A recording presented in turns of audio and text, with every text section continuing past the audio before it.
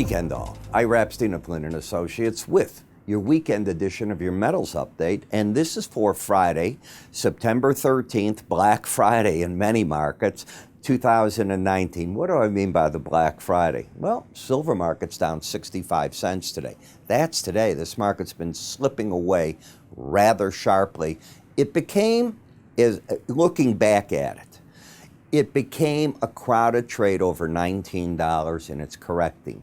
The gold got crowded in the $15.50 range and it is correcting. It's holding key support here. Silver, I don't know where that support's going to show up just yet, but that seems to be holding it. Where else was it a crowded trade? Look at the bonds and notes. You do know we were talking just recently where you're going to go to 1% in the 10-year note. You're in the 1.4 neighborhood on the 10-year yield. You're now pushing near 1.9. So the market's come up almost, 0.4, 0.5 percentage points. That's a lot in the market. The one market that hasn't broken has been the stock market. In fact, the Dow has 8 days in a row of gains. That's got to be something we haven't seen all year long, so that's rather powerful.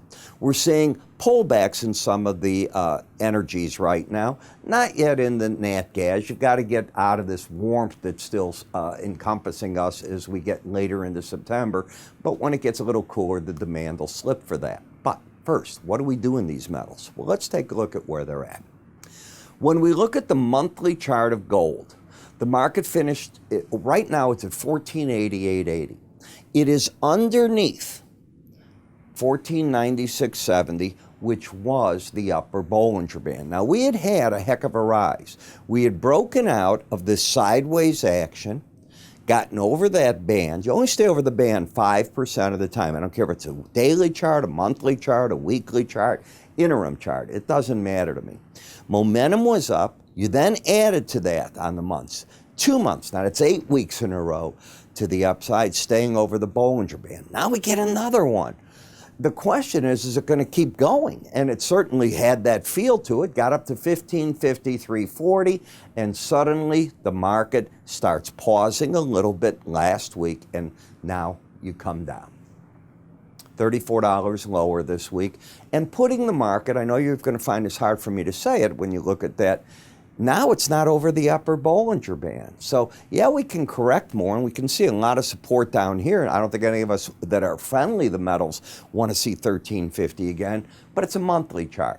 The important thing is it's not over the upper Bollinger Band, so it can stay against that and still be in good shape.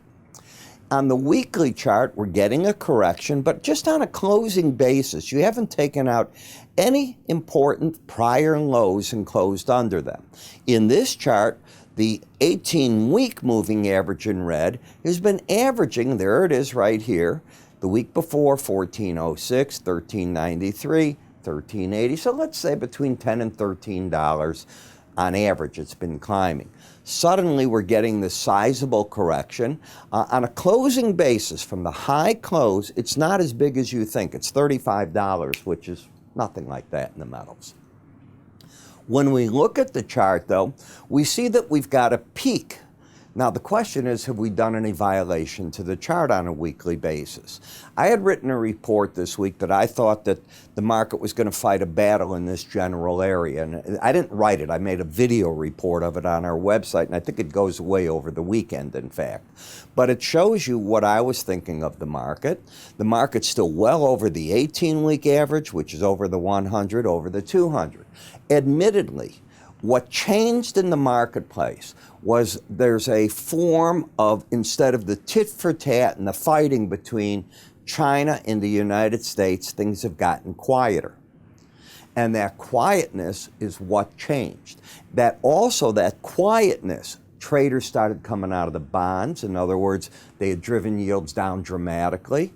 That has corrected a bit. We have seen the metal markets give a bit of a correction. We've seen the European Central Bank this week throw out the bazooka, as I call it, and it's going to force the Fed to cut interest rates, in my opinion, and that is because of the differential in rates also affects the currencies, and to stay somewhat in balance, I think the Fed will probably cut a 1/4 point. Not a half, Remember, they're doing what they call insurance cuts. The economy is certainly, I mean, if you look at the economy, we have full employment. The economic numbers aren't bad. We've seen manufacturing slow down, and the dollar was very strong. Now the dollar's slipping back. I think the Fed wants to continue on this path of slight easing and let the others do what they have to get their economies going up. When we look at Bollinger Bands, you've backed away from everything. So then I put on the momentum. And the momentum has turned down, not a surprise. So the momentum has lost itself and gotten under these lows. It's fighting here, somewhere in this range, between where we're at and that 14.18 level. Let's add $10 just to say it's going to be next week, probably closer to the 14.30 zone, whatever that 18-week average comes in at, is where some will target what this market can do. I'm not saying it's going there. I'm saying that's where some will target what this market will do. When we look at GLD, it also has momentum that is starting to now point the other way, and you can see how it lost. Let me come back here if I could and see if I can get it to do it. Yeah, there's your momentum just going sideways at the top. Both numbers over the 80. We don't call on the weekly chart anything embedded or not like we do on the daily. Now it's pointing down, prices are breaking, but unlike the futures market, you're going to be supported much stronger in this than you are the futures. And that's because you've already got this 18-week average of closes over the last break low. So wherever this pops up, and we can do the same thing, we're seeing that this is moving about 70 cents a week. It's probably going to be closer to 134.5. That's about $6 from where the market is. Does not mean it has to go to it. I'm looking for potential support zones. When we come to GDX, this is more similar to the futures. Momentum down here. So we have a common theme. The upside momentum has been broken in the gold. You've got the higher high, the lower low, but support's quite close at 25.93. And again, there's nothing super magical about that 18-week average, but more times than not, even like you did here, you'll fight a battle as you approach it through these different areas. Up here, when you went to it, you fight battles against it. That's not going to surprise me in any manner. When we take a look at the gold-silver ratio, it's correcting. So you had gotten down under 84 on a weekly basis. Now you're back to 85.5, but you haven't changed the overall picture. The market bias is still down, which means silver is still in favor over gold as momentum goes. We are looking at the market still having an overall pattern of lower highs, lower lows on a closing basis, which brings us to silver. And what it's done finally is it has gotten back under the upper Bollinger Band. Last week, the market finished off at 1796.80. It had gotten back under it here, and we're following through. You'd have to really get under 1682 to break the overall bullish pattern of higher lows, higher highs, but there is divergence. And that divergence is momentum is pointing down while the bias is up. Now, this is where we had the crossover of the bullishness.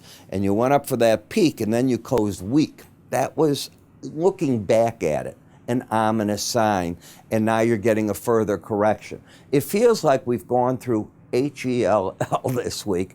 You're only down 56 cents. It's a lot, but it's not the end of the earth either. But it feels like it's $2.56.